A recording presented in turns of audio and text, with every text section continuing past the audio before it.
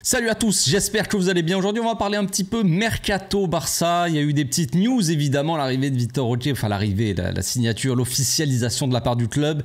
On attend encore un petit peu des arrivées aussi, mais aussi des départs évidemment. On en parle de suite.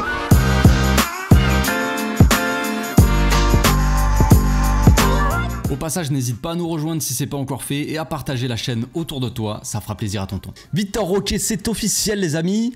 Le Barça a annoncé le petit tigre, Tigrinho, Vitor Roque, donc qui devrait arriver si tout se passe bien, enfin si tout se passe pas bien plutôt, la saison prochaine, l'été prochain, donc pour la saison 2024. C'est compliqué, tout dépend, hein. Laporta l'avait dit, alors moi quand j'ai vu l'annonce, j'ai vu l'officialisation, je me suis dit qu'est-ce que c'est de ce bordel, j'ai loupé quelque chose.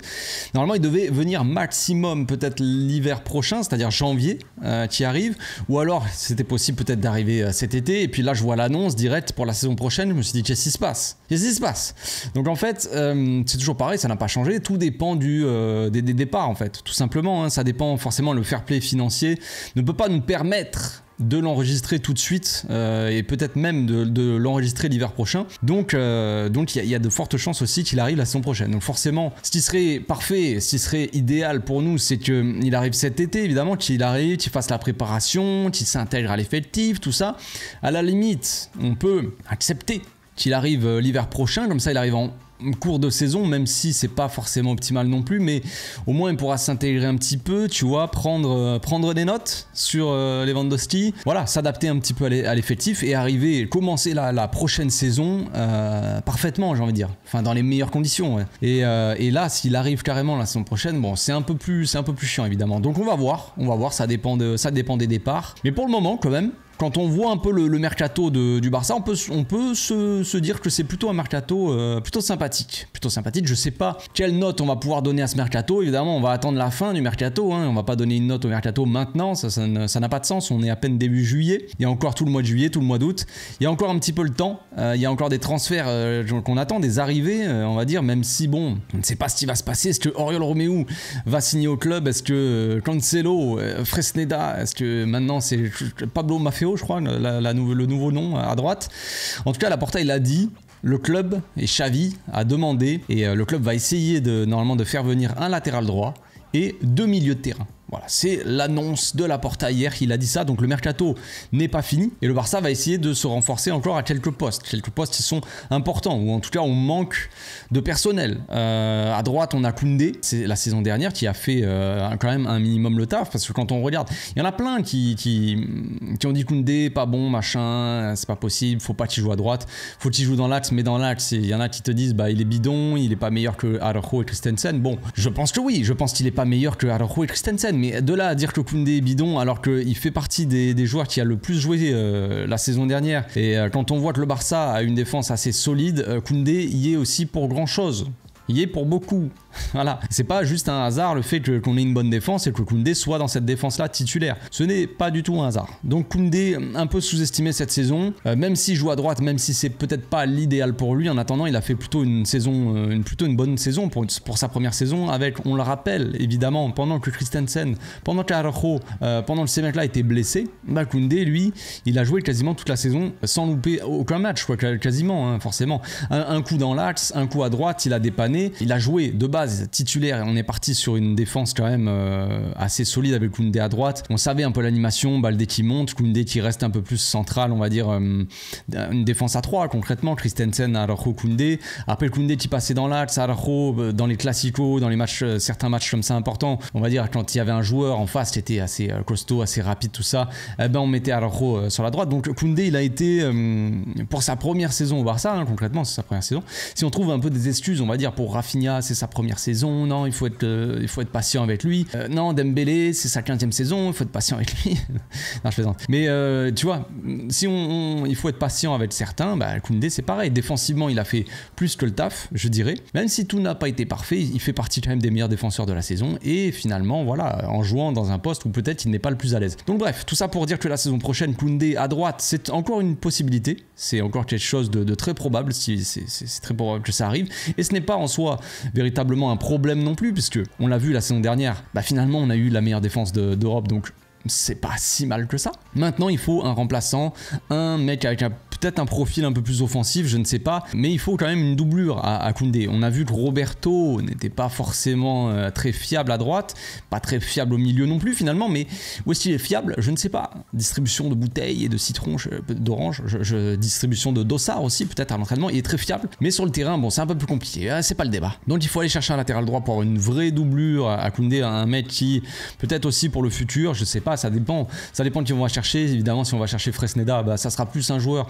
avec un potentiel, un mec pour le futur. On va voir, on peut miser sur lui, tu vois, sur le temps, tu vois, c'est un pari, mais d'un autre côté, un mec qui est quand même assez bon aussi, qui peut performer, on sait jamais, hein, qui peut performer, qui a beaucoup de talent aussi pour un jeune. Il y a Cancelo, on sait pas qui va arriver à droite. Cancelo, ça me paraît quand même assez complexe. Ça serait intéressant d'avoir Cancelo, évidemment, même si, bon, c'est assez bizarre ce qui se passe avec son comportement. Enfin, le fait que Guardiola veuille absolument pas garder Cancelo et qu'il veut même pas voir sa tronche, qu'il veut qu'il dégage, ça me paraît un peu bizarre cette histoire, mais bon, pourquoi pas, disons en termes de talent, juste le terrain.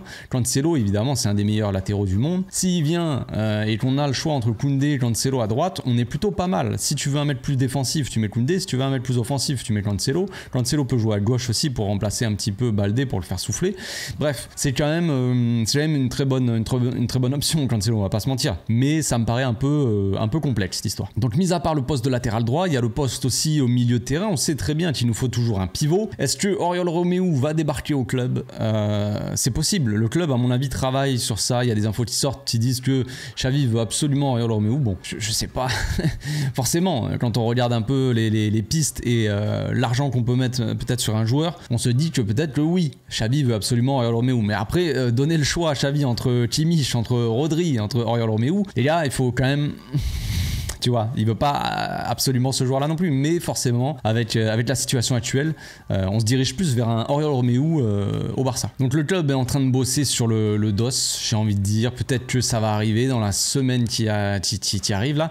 Girona, je crois qu'ils sont dirigés par le frère de Guardiola, si je me trompe pas. Il a dit que le Barça, ils savent très bien ce qu'il en est, j'ai envie de dire. Donc ils n'ont pas envie que Oriol Romeu parte en fait, concrètement. Hein. Ils n'ont pas envie qu'il parte. Donc ce qui veut dire qu'il va falloir payer la clause du joueur, et la clause c'est 8 ou 10 millions, sauf que le Barça ils veulent négocier un petit peu la clause, évidemment ils veulent l'avoir un peu moins cher, ce qui est plutôt logique. C'est comme Tottenham qui veut négocier pour l'anglais, la clause elle est à combien de l'anglais? 10, 15 millions, je sais pas, 12 millions peut-être, je sais plus, mais Tottenham il négocie, évidemment c'est quelque chose de normal. Si t'as pas envie de payer la clause du joueur, si tu considères que le joueur ne vaut pas cette somme là, tu vas essayer quand même de négocier. Jusque là je pense que c'est assez logique. Donc le Barça veut négocier pour Oriol Romeu, peut-être qu'ils vont inclure plus ou moins faciliter le prêt de Pablo Torre. Ça parle d'un prêt de Pablo Torre à Girone. On sait que Girone, je crois que Riquelme, là, un de leurs milieux offensifs, va partir à Villarreal ou est déjà parti à Villarreal, je sais plus. Donc Pablo Torre, ça serait peut-être une bonne pioche aussi pour Girona. Ça serait sympa, pourquoi pas. On va voir ce qui se passe. Et bien sûr, il nous faut un milieu, encore une fois, créateur, un milieu un peu plus offensif. Vous allez me dire, pourquoi Pablo Torre ne reste pas? Que voulez-vous que je vous dise? C'est comme ça, ce sont les faits. Moi, je n'y peux rien si Pablo Torre part en prêt parce que le club considère, ou le staff considère qu'il n'est pas encore prêt à vraiment rentrer dans la rotation et vraiment apporter quelque chose à cette équipe, en l'absence de Pedri, en l'absence de Gavi, en l'absence de Gundogan, j'en sais rien, tu vois, s'il n'y a pas eux sur le terrain, est-ce qu'on peut mettre Pablo Torre, est-ce que vraiment il va apporter? Vous allez me dire, on peut pas savoir s'il joue pas, je sais bien tout ça, les arguments, tout ça, les amis, je les connais, mais c'est comme ça. Si le staff, comme je l'ai dit, veut le voir partir en prêt pour qu'il engrange de l'expérience, si tu vois, qu'il fasse un peu la transition dans un plus petit club, qu'il joue un peu plus, parce que au Barça c'est pas possible qu'il joue autant, écoutez, ça se passe comme ça, on verra la saison prochaine, ça se trouve il va faire une bonne saison, il va être prêté, c'est comme avec Nico qui voulait du temps de jeu, il a été prêté à Valence, c'est comme Abdé, on pouvait pas lui garantir du temps de jeu, il est parti à Osasuna, il a fait un très bon prêt, maintenant la question ne se pose plus vraiment, est-ce qu'Abdé va rester? Apparemment Xavi a dit qu'il voulait, aurait dit à Laporta qu'il voulait que Abdé reste, fasse la pré-saison, qu'il soit dans la rotation de l'effectif, tout ça, donc finalement un prêt peut être bénéfique à certains joueurs, on verra comment ça se passe pour Pablo Torre, mais en attendant, Xavi, il voudrait un milieu créateur qui apporte un peu plus peut-être de garantie, qui, comme je l'ai dit, en l'absence de Pedri, parce qu'on le sait, Pedri, il faut le garder. Pedri, c'est un petit bijou qu'il faut garder précieusement et qu'il faut sortir que dans les grandes occasions. Ben oui, tu sors pour une petite soirée, tu mets ton plus beau costume, voilà, tu sors avec Pedri, tu vois, mais quand tu sors comme ça, quand tu vas faire 2-3 courses là, tu vas en pyjama, frère. Tu vas en pyjama, et le pyjama, qui est le pyjama dans l'histoire, je ne sais pas. Mais tu vois ce que je veux dire. Quand c'est le moment clé de la saison, quand on va jouer la Ligue des Champions, que tu vois qu'il faut avoir les meilleurs joueurs sur le terrain. Si Pedri, encore une fois, il est blessé, parce qu'on l'a mis trop souvent, c'est complexe l'histoire. C'est moins sympathique, évidemment. Donc, il nous faut un joueur comme ça qui nous permet de faire beaucoup de rotation et qui soit efficace, qui apporte vraiment à l'équipe, tu vois. J'avais parlé il y a quelques semaines de Lo Celso, qui pour moi ce serait un transfert idéal en fait, tout simplement. Avoir un joueur de rotation comme Lo Celso, c'est parfait, c'est un joueur qui comprend parfaitement le jeu, c'est un joueur très intelligent, très technique, la créativité est assez folle, j'ai envie de dire, franchement c'est un joueur de très grande qualité, un joueur qui pourrait accepter en plus d'être dans la rotation, un joueur qui à mon avis n'aurait pas spécialement un très gros salaire non plus. Le Barça ils sont en train de taffer avec Tottenham, le dossier Langlais là, on va voir si Langlais va se barrer de là ou pas. Normalement c'est possible. Il y a le trophée Jumper qui a été annoncé en plus aujourd'hui je crois, ce matin. Barça Tottenham donc pour le trophée Jumper. Donc on est en train de bosser avec les Anglais là. On va voir si on peut bosser sur le dossier Lo Celso, ça serait pas mal quand même. On verra ce qui se passe, mais franchement ce serait un profil idéal. Comme je l'avais dit dans la vidéo, on a l'impression que Xavi cherche un milieu, tu vois, offensif gaucher, tu vois, avec une petite patte, tu vois, j'avais donné les noms. Forcément Xavi voulait Messi, il voulait Bernardo Silva en plan B, mais voilà, c'est des dossiers qui sont très complexes, c'est impossible. Après il voulait Arda Güler, et puis après il y avait Lo Celso. Donc en fait on a l'impression que vraiment ce profil là de technique, milieu offensif, tu vois, qui peut jouer un peu à plusieurs postes aussi, gaucher, tu vois, c'est un peu le même profil tout ça, donc pourquoi pas avoir un Lo Celso. Ça serait par rapport à notre situation économique, ça serait quand même une bonne pioche, j'ai envie de dire, franchement une très bonne chose. Donc pour l'instant le mercato est plutôt bon, j'ai envie de dire. On a l'arrivée d'Inigo Martinez, de Gundogan, de Vitor Roque. En termes d'arrivée, je veux dire, on a quand même un beau melting pot. Inigo Martinez qui a l'expérience de la Liga, qui est un joueur d'expérience assez costaud, agressif dans les duels, tout ça, qui va quand même apporter, je pense, dans la rotation. On a Gundogan qui est un top player tout simplement, un meilleur milieu du monde actuellement, même s'il est un peu âgé, mais ça veut pas dire grand chose. Et on a Vitor Roque finalement qui est une belle promesse du football brésilien, qui est déjà appelé, déjà sélectionné avec sa sélection, un gros potentiel, un grand talent du futur. Donc on a tout un mélange comme ça qui est assez intéressant. Maintenant un bon mercato, un mercato réussi, c'est aussi des départs. Comme je l'ai dit, il y a l'anglais qui est en train de bosser, mais pour le moment les départs c'est Umtiti et Collado quoi. Dest est toujours là, est-ce qu'il va faire la pré-saison? Ça parle de, vu qu'on va avoir du mal à aller chercher un latéral droit, on va peut-être faire confiance à Dest cette saison.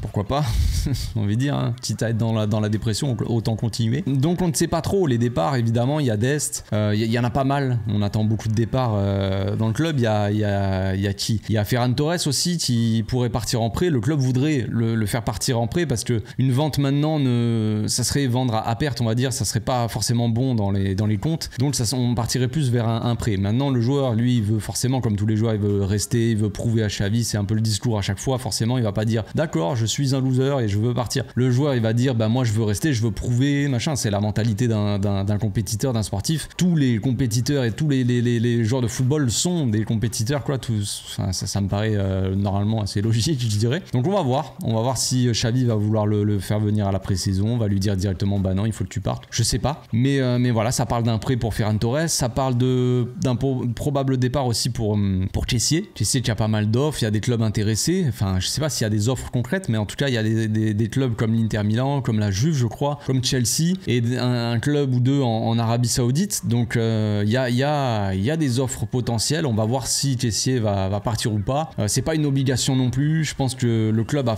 pas forcément envie de brader Kessié, comme je disais je sais plus il y a pas longtemps. Le club eux ils voudraient au moins 30 millions pour Kessié, donc tu veux Kessié il faut payer 30 millions, sinon Xavi lui il a pas de problème à ce que Kessié reste, tu vois, en soi. Même si certains me disent à chaque fois oui mais Xavi est raciste s'il veut pas de Kessié, pourtant il met Dembélé, Baldé et Koundé sur le terrain, mais il est raciste que avec Kessié, donc je sais pas, je sais pas trop la réflexion comment elle se passe, mais complexe. Donc l'obligation de départ de Kessié elle est pas là non plus, hein. Xavi je pense que si Kessié reste il aura pas de problème avec ça. Maintenant le problème c'est évidemment que si le joueur n'a pas spécialement de temps de jeu, tout ça c'est ni bon pour lui ni bon pour le club, ça n'a aucun sens qu'il reste s'il a pas beaucoup de temps de jeu, tu vois, ça n'a pas trop d'intérêt non plus, tu vois, c'est un peu dommage pour tout le monde je pense. Il y a Rafinha aussi qui a reçu une offre de l'Arabie Saoudite. Bon, Xavi il veut qu'il reste. Je pense que le joueur veut rester aussi, donc ça, il n'y a pas de problème. Je pense pas que Rafinha va partir. Mais soi-disant, il y aurait une offre d'Arabie Saoudite. Bon, c'est la mode en ce moment, l'Arabie Saoudite, donc voilà, ils font des offres à tout le monde, mais je pense pas que Rafinha va partir du club. Je pense pas. Après, pour finir, Ansu Fati, je pense que le dossier est clos.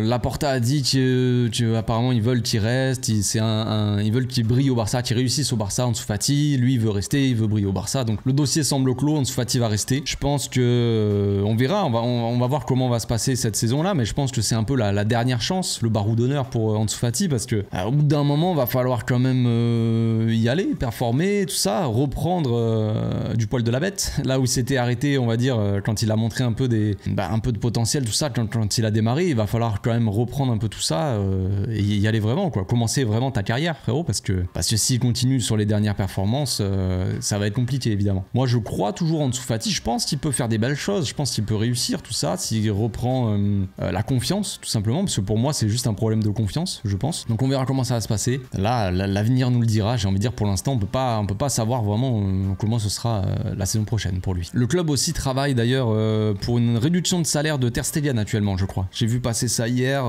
Donc ça pourrait être une bonne chose aussi pour le fair play financier de réduire encore un petit peu la masse salariale. Il y a certains salaires qui sont très élevés, forcément. Certains salaires qui sont très élevés. C'est pour ça aussi que le club veut pas trop garder certains joueurs et c'est complexe. Mais voilà, Ter Stegen pourrait baisser son salaire. On sait que Ter Stegen va prendre de l'importance, va être un vrai capitaine de l'équipe. Donc peut-être qu'il a envie aussi de montrer de faire un geste en fait envers le club qui finalement le club lui a fait confiance l'année dernière, la saison dernière en début de saison. Il y avait des rumeurs comme quoi on pourrait vendre Ter Stegen, tout ça, mais Xavi voulait absolument qu'il reste, qu'il soit une pièce maîtresse de l'équipe. On l'a vu qu'il a fait une bonne saison, tout ça. Donc le club a donné sa confiance en Ter Stegen. Peut-être que lui va le rendre un peu tout ça. Il va essayer de baisser un petit peu son salaire en prolongeant un petit peu aussi, peut-être une ou deux saisons, j'en sais rien. Mais ça serait un beau geste de la part de Ter Stegen. Voilà. Au moins un joueur comme ça qui a un gros salaire et qui montre un petit peu qu'il peut le baisser aussi, ça peut être important aussi. Il faudrait que certains d'autres joueurs en prennent de la graine tout simplement et fassent un geste aussi, ça serait sympa.